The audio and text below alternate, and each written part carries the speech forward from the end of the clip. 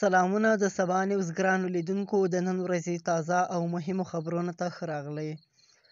د شمالي وزیرستان په میرعلي بازار کې نن د سې شنبې په ورځ جګړه کې د حیواناتو د منډۍ د سوځېدو ته په اشاره کې د پښتون ژغورنې غورځنګ مشر منظور پښتون ویلي دی.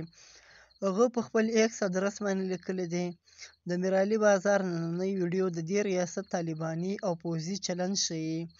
هماغه لوبه ده چې وسلوالې ډلې جوړه کړې ده.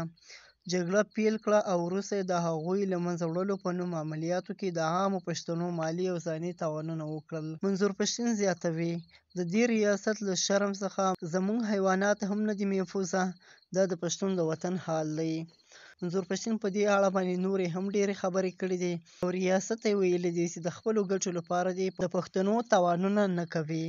بلې خواته په لبنان کې د حزب الله په ضد د اسرایلو په هوایي بریدونو کې تر اوسه د ښځو ماشومانو په ګډون لږ تر لږه 492 کسان وژل شوي دي. د لبنان د روغتیا وزارت د معلوماتو له مخې په وژل شوو کې 95 ماشومان او 50 ښځې شامل دي او تر 1400 زیات کسان ټپیان شوي دي.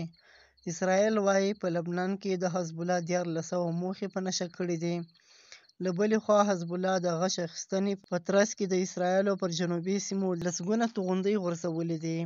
د لبنان د روغتیا وزیر ویلي دی د هوایي بریدونو په پایله کې زرګونه کورنۍ کډه کولو ته اړې شوي دي.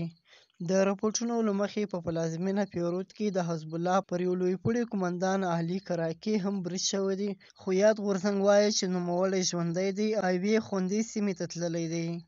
د امریکا او مصر په ګډون ګڼو هیوادونو د دې جګړې د لا پراخېدو د شونتیا په تړاو اندېښنه څرګنده کړې ده او پر دواړو غاړو یې ستونزې ته د یو ډیپلوماټیکې حل لارې د موندلو ژغ کړی دی.